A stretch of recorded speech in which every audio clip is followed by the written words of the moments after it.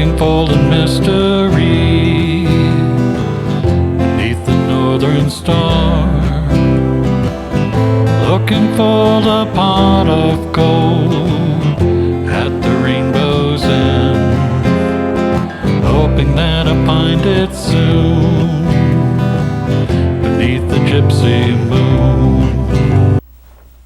Hello, welcome to Be My Guest. This is Jan Lewis, your host. Today we have two wonderful guests. We have Carol Mays and her husband, Gary Blanchard, who is our songwriter for our themes for Be My Guest. So we've got a double treat for you, double winners. Welcome, Carol. Thank you. Well, they came in from West Brookfield, and it was about, what, hour, just a little bit around an hour? About an hour to get here. Carol, this is a talented duo. Let me tell you, Carol Mays has written a book called Building a Faith for the Future. And see, Paul will zero in on this. And you could probably also get it downstairs to the Upton Library should you stop by. We have a wall dedicated to our authors that stand out that come to the program. Mm-hmm. And that's a beautiful cover. Who chose that, Carol? I worked with a template, a CreateSpace. If you work through CreateSpace, they have a template, and the photo was purchased through an online site, and it was put into the template. I've heard about CreateSpace. A lot of the authors will say they want to self-publish. I'll say, well, go to what I've heard of as CreateSpace, and I hear it's pretty reasonable. Yes, very and you reasonable. can choose your own cover. Yes. I think that is really good. A liberating new approach to spirituality. Now, you were a minister. Are you still a minister? No, you don't. no. What made you go into did you go to Divinical School? Yes. Where did you go? I went to the Methodist Theological School in Ohio, Mm-hmm. and later to Boston University. I was working on a doctoral program at the Boston University. Wow. That was many years ago. Yeah, I was. I think I left the ministry when I was 30, 31. Well, not that long ago. Baby boomers do not age. We youthen. Remember that now. Remember, we go backwards. You know, we've got the skin of our teeth going like this. Like, no, we're not going. We won't go. Oh, remember that one. We won't go. Right. So, when you were growing up and you graduated from high school, did you know you would go into being a minister at all? No, I was involved. I describe myself as a mystic at a very young age. Mm-hmm. When I was a young child, I used to roam for hours in the woods behind the house and feel this connection with this divine power that I then referred to as God. Yeah. And then later, I became involved with the Jesus People, and that was a phenomenon that was part of the hippie movement. Oh, yes. I remember hearing all about it. And some hippies were turning to Jesus in droves. And I was one of them, and it was because of that involvement that I decided to dedicate my life to God, and later decided to go into the ministry. So after high school, you did your own thing for a while and felt the spiritual pull, and then you went into the ministry. Right. How long did you do the ministry in the Methodist Church, was it? Yes, How many years United Methodist. did you do that? 3 years. 3? Yeah. And then you left. Right. And where'd you go from there? Oh, it's a long story. That's okay. If you read the book, you know.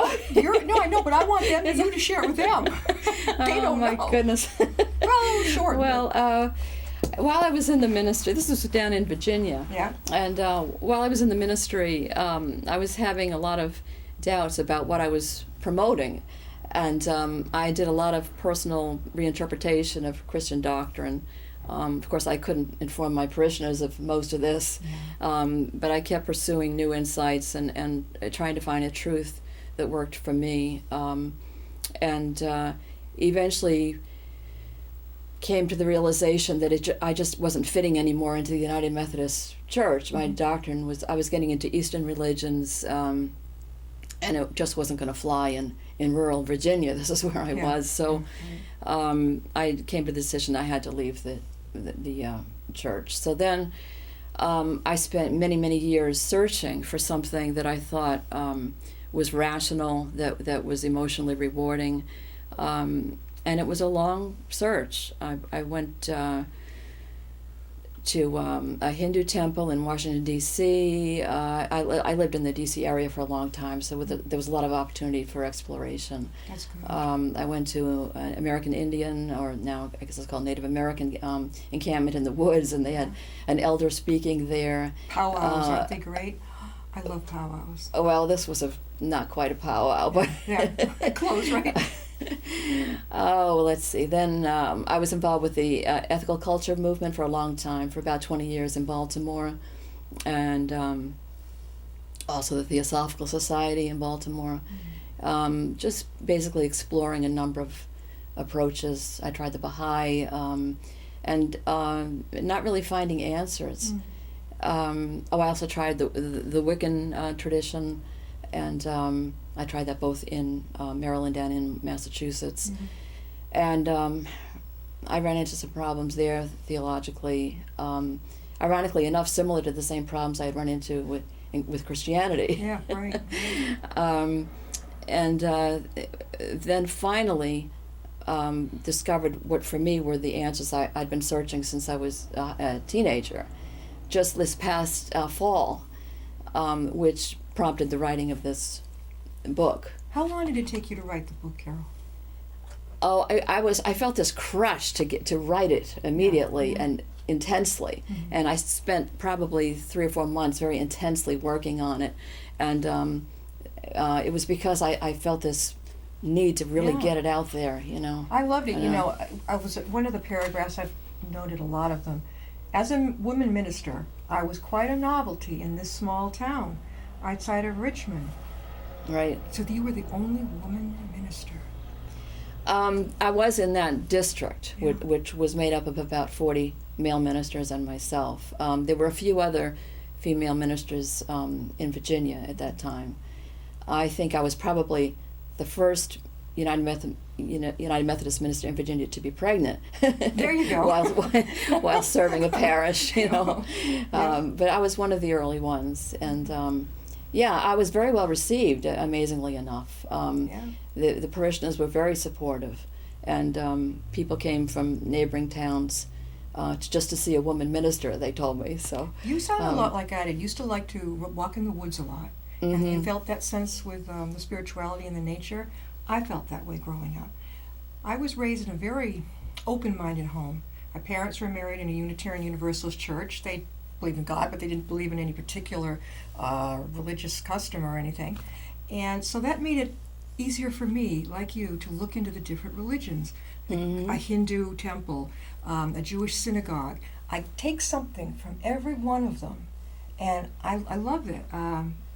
I can't explain it. Probably you can't either. Dad used to speak about the Baha'i faith. And he thought, And then one time I think my roommate in college was a Christian Scientist. And I was having an awful time. I was physically ill. I was homesick. And I noticed that she seemed always very together and the whole thing. And I noticed she was always reading. And what she was reading was Mary Baker Eddy's Key to the Scriptures. Of course, I didn't know what it was. And next thing I know, my mom, out of the blue, sent me a copy. I think she thought it might help me just to cheer up and to feel more happier. And you know what? I never forgot it. And to this day, I still love going and just experiencing. They're so positive. And you're smart. Some of the other parts of this I love. I was just sitting there relaxing when, as if by osmosis, the answers came to me for the major questions I had been asking since my teens. I came to understand and to feel that I was a part of this spectacular organic whole, that God was all around and within me. I mean, how much better can you put it? That was the major insight that I'd been searching for, because of course I had been always taught to believe that God was some sort of separate power, and during that experience I experienced God as everywhere and within me, a much more of a union sort of understanding of God, and from there I was able to structure my faith with that as the foundation. So many people we grew up with were raised in the Catholic Church, or that there was a punishing God, and I never saw God, whatever you higher power, as punishing at all. I felt just the opposite. Me too. Yeah, my parents never they tried to get me to Congregational Sunday School, but after a while that, they didn't. And the minister would try and come and convince my father, you got to come, you got to come to services. And Dad told him, what did he say? He says, you don't have to actually go to the church to be spiritual or religious. So he Right. sounded pretty ahead of his time on some of that. That's what I loved your book. I could relate so much. Now, what's the next one? Oh, I thank absolutely you. love. Oh my gosh. Imagine how the world could be if everyone continually felt part of the organic whole, if everyone intimately connected with all other beings, and I love this, the inequitable distribution of wealth would be assuaged because people would be interested in creating a better life for all, as well as securing a better life for themselves. How beautifully said. Well, thank you. That is amazing. And is that how you've been feeling all along through life, that there was just this too much of a lines of demarcation with people not Oh, doing yeah. well? It's so obvious now. Yeah. And I'm maintaining in the book that even the most basic precepts would lead to a complete global transformation. Yeah. I mean, basic things like believing a universe exists, that that we're part of this universe, that we're all related. Yeah. You don't even need any, higher spiritual thoughts than that Yeah. to transform the world. And it's amazing to me that in this day and age, the world is still as it is. I know, and it's pretty extreme. I mean, we're seeing people who can't, the rent. I'm going to have hopefully the head of the Housing Authority in Massachusetts on. He wrote a wonderful article in the Worcester Business Journal about this. In order to be economically, here we go again, but economically okay or better, to be able to have something affordable for people of low income, middle income, so that they can actually live here and work here. And as it is now, where the rents are through the ceiling, maybe they can afford the first down, but second, first, last, and security? Where's that going to come from? And so that whole idea that you're showing of everybody trying to, not a handout, but what they say, a hand up to help somebody out. Right. Right, and if that happened, it wouldn't benefit the person only financially, but spiritually as well, because part of the reason people can't feel spirituality very much in our culture is the constant push, to make every minute count, to achieve things, to Right. survive in this world. And Yeah. if people didn't have that constant pressure just to survive, they might be able to reflect a little more, to relax a little more, to feel this wider sense of community, to rejoice in life rather than always having to push ahead. Exactly. You see the kids. Well, you raised a child. The one thing I didn't want to do that a lot of my peers were doing is push. That the child has no Right. time to come home, sit down, have a snack, and enjoy life, go out and play, and then do your homework after dinner. I wanted to make sure when he did his homework that at least he would have time to just let down and let go. But a lot of his peers were being, boom, you're going here, you're going there, you're going, and mommy and daddy were doing the same thing, keeping up, with what is supposedly the thing to do. And everybody's melting down, and it's awful. It is terrible, and it's a real injustice to children what we do to them, to encourage them to succeed at this and succeed at that and succeed at the other thing, and they grow up thinking it's all about them. Yeah. It's all about me and my achievements and my success, and they're not taught that it's all about all of us. Exactly. And I know, and the kids that are, I hate the word left behind, but the ones who maybe have a learning problem or behavioral issues, they're smart, they go for other things, but they learn differently. They learn differently, and so we can't put them in a box, or try to put the square peg in a round hole, but they learn differently. And so as a whole, you know what I mean. It's like we're all together on it, but we're not. We're not on the same page. It's a sensation you feel. And I Right. think you feel it too. In this book, we're talking with Carol Mays, and Carol is the author of Building a Faith for the Future. And I think this is beautiful. Carol, where can people get your book? Amazon is the main place. I think Barnes and Noble. It's also available on a Barnes and Noble. Is it? It's already in Barnes and Noble. I believe so, yeah, and a number of other online sellers. Are you And going anywhere and giving presentations and signings? I haven't started yet. Good. You'll like Uh, that. That's a lot of fun. I've helped a lot of authors as a publicist, and Tatnuk Bookseller, I was plugged right up here in Westboro. Beautiful setup for authors. It's nice big room in the back, and you sign up. You can have your picture up there. They'll let everyone know, and you go in and you sign, and you can talk about your book. Oh, thank you for the tip. That's Oh yeah, great. there's more. I know where this is coming from. Oh really? This, and it's unusual because when I go to the big authors expo every July, that's another one you would probably love. This is totally unique. I don't see the aspect of spirituality in the books, the authors. It's mostly fiction, which is great, nonfiction, sci-fi, mystery, thriller, which I love. That's great. But you don't see this.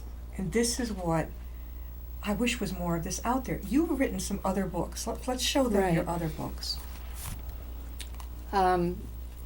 This was compiled by me, but I've contributed a number of poems to it. It's called Poems of Peace and Renewal. I think On I the- had this copy. I think I may have lent it to a friend. Poems of Peace and Renewal by Carol Mays. And this came out a couple years back, right? Several years ago, yeah. Now, can people get this Mhm. as well? Okay. Right, yeah. All right. Poems of Peace and Renewal. And what's the other one? And this one is mystical poems by 3 contemporary New England writers. Now, that one I didn't see. When did you write this one? Well, I think it was 91. No, not 91. 2001, I think. Mystical About- Poems. Here we have another Yeah. one, Paul. Mystical Poems by 3 contemporary New England authors. Did you ask them to help you with the book, to compile for you? Yes. And they were willing to. Yes, they were willing to freely, give their poems for the sake of the book. Was one of them Um, Mr. Bachtold? I haven't read this Yes, Richard book. He Bachtold. passed away recently. Yes, he did. Yeah. His son is our wonderful librarian, Matt Bachtold, right here in Upton. And I was so sad and so surprised to hear that he had passed. I know, that was a shock. Yeah. Yeah. And also Nina Anderson. She yeah. has passed away too? No, but No, she was she's- part of the group. We were all members of a poetry group that met in Ware, actually, that I started, and we did public events as well as holding monthly meetings, in which we read books by candlelight. Oh, I love that. Read poems by Oh. candlelight, and Richard and Nina were 2 other members of the group, and we noticed we were writing on the same themes, so we decided to put a book together. Oh. How long did it take to get it going, to get it completed? Well, most of the poems had already been written, so it was Yeah. just a matter of putting them together. Compiling them together. Yeah, weaving them together. Who chose the Uh, cover? It's beautiful. I did, and they approved it. And they approved it. I see one Right. right here already, RB. That would be Richard Bachtold. Right. You know, I Right. remember when your husband Gary was appearing at the Worcester Public Library, and Richard Bachtold was there, and he was reading. That's the first time I met him, and he was reading poetry. Gary would play, and Richard Bachtold. We were filming it. That's how I first met him. I'm trying to think if there was okay. another place I met him too. He had do you have a beer? A little bit of beer? Yes, I think I met his wife over there at Worcester also. Some other place. But as I say, his son Matt is our librarian downstairs. He'll be delighted to see you, because the book and poems of his father. Oh yeah, definitely. Oh, good. We're talking with Carol Mays from West Brookfield, and she is the author of Building a Faith for the Future. Have we got another book coming? Another one coming? Oh, we do. Oh, we do? But probably not for 6 months at least. Do you know how short a time it is? I have authors come in and say they took 6 years to do a book. 6 months? This is going to be a book of poetry, probably called Uplifting Poems. That sounds good. Because many of the poems that are out there are written on negative themes. Yeah. And this will be all uplifting, positive poetry. So I'm excited about that now as well. Are you, Yeah. let's see, 6 months from now? What month is that? Because I can't wait. What month is, let's see, June, July, August. And by November? We can say that, yeah. And they might be. It might be longer than that. Yeah, by the first of the year, you'd have your copies. You listening, everybody? We had, right where you sat yesterday, we had from New York City, James Nicole, and he is a poet as well as a stage director, producer, and he was sitting right there, and he was reading his. So this is a treat this week. We're getting our poets, our best poets on here. So you have another book coming up, and I'm thinking it's going to be, well, these to me are uplifting, the ones that you've had in here. I Right. don't see anything that isn't, really. So they're going to be even more so in the new book. Well, I've written some additional poems, and also I'm reviewing a lot of poems that are in the public domain that I will include in the book as well. So it'll be some of the same poems, but a lot of new poems as well, both mine and, as I say, ones that are in the public domain. I So. like that. Are you still in that poetry group that you started? No, we ended up dropping really? the group. Disbanded it? Yeah. Well, you're going to have Yeah. your hands full now if you start scheduling and getting different places, libraries, bookstores, and getting the word out and talking little presentations and signings. It's going to be fun. Really, I think you'll love it. I honestly do. I'll give you some more hints later. But Thank yeah. you. Oh yeah. I mean, West Brookfield. I grew up in Wilbraham, and I don't know. Do we go through on the Mass Pike? Do we go through West Brookfield to get to Wilbraham? I don't. Do we go through the Brook? Wait, yeah, Brimfield. Yes. You but go not- through Brimfield, right? Yeah, Right. Brimfield. I went to camp there in the summer. Yeah, YMCA camp, and then yeah. Okay, so we don't go through West Brookfield, but our students. I'm dating myself. Before you had your new high school, they came to our school, Minnechaug in Wilbraham. And then as soon as your high school was made, they ripped the kids out and sent them there rather than letting them graduate with us. I think from the Oh. time they went to their junior year, I mean, I thought that was awful. I had made so many friends from West Oh Brookfield. goodness, yeah. They bust them over to Wilbraham. It was a long Hmm. trip for these kids, 6 in the morning. But that's what they did. And we loved them, and then suddenly they're gone. Wow. After a couple of years, they're just gone. I can remember seeing their faces. You know, you're looking in the yearbook thinking, where are these people? You know, it's just like they evaporated. Did you Hmm. grow up in West Brookfield? No, mostly Foxborough. My parents lived there not that long ago. Foxborough's beautiful. And they have a beautiful town common, whole 9 yards. Mhm, My yeah, parents are buried yeah. there. That's where they are. What is your do you have a favorite poem? One of your favorites in here? Oh, let me see. Which Read ones did I something for us put in here? that you really adore. We'll find the page. I mean, there's. Go ahead. Which one? do you want? Well, this is a very simple one.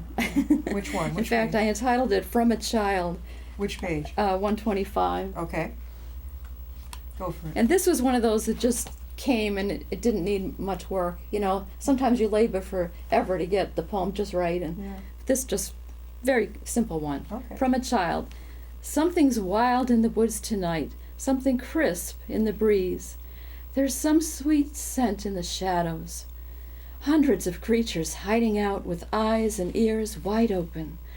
It seems to me that the forest itself, young and true, yet ages old, is hovering here and everywhere in a long black sparkling cloak.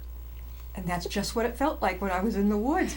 There's one I love here, two hearts. Where is that now? Absolutely, page 132. Would you read that for us? Sure. Two hearts.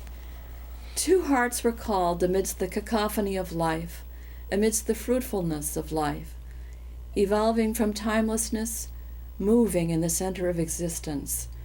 Now each finds in the calling, beyond the restrictions of space, an ever more central reality, an ever more expanding reality, sensing even through dissonance home in its ever-pulsing joy. It's absolutely beautiful. You know what I notice you. about Carol's poetry is that it doesn't have to rhyme. You're saying them and they go together anyway. It all flows. I remember Carol was reading her poetry here one of the first nights that they had. We could hardly hear you because of all the people coming in and out. You did it. I felt like I wish we could have heard you better. Bifocals. Read bifocals. 1:30. 1:30. I love this. Through the window of connectedness, the landscape grins.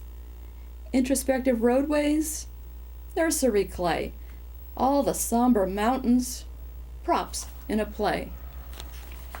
It just comes to you, doesn't it? Kind of. Well, the rhythm seems to come to me. I don't worry too much about rhyming the poems, but the rhythm always ends up working. Yeah, I always work on the rhythm so that there's a meter to There's it. a cadence. Yeah. We're going to Yeah. be closing in a minute. We've been talking with Carol Mays. She's the author of Building Faith for the Future. Carol, one last poem. You pick it out. We'll Oh, close with okay. you reading. Let's see. Well, I love this one, but my mom doesn't, and It's what is that? What is it? Which one is it? Oktoberfest, What day? What page? 127. Okay. Because I'm a big fan of Halloween. That's why I love this one. You too? Oh, that's my favorite holiday. Oktoberfest.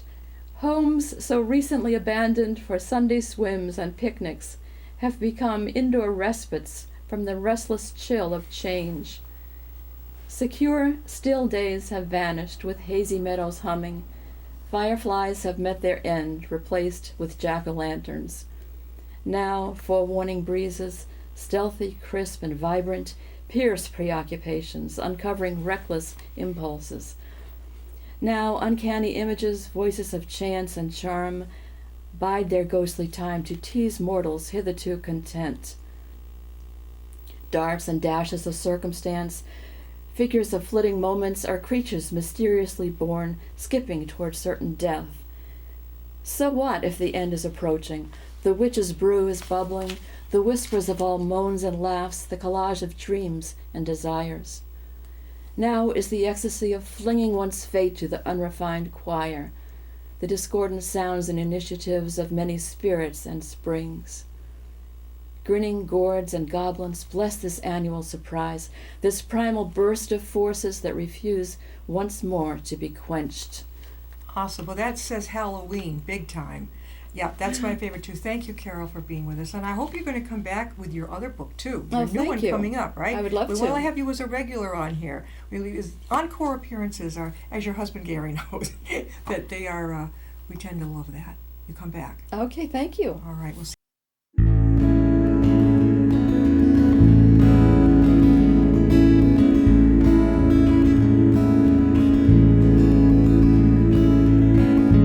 Riding on a shooting star, heading out toward a dream. Tomorrow's even closer than it seems.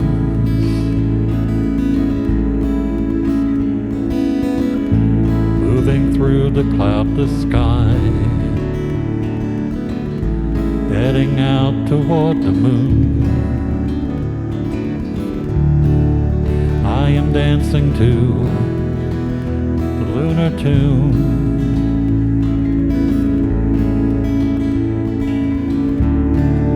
Life goes by so quickly, time just slips away. But tomorrow brings a brighter day.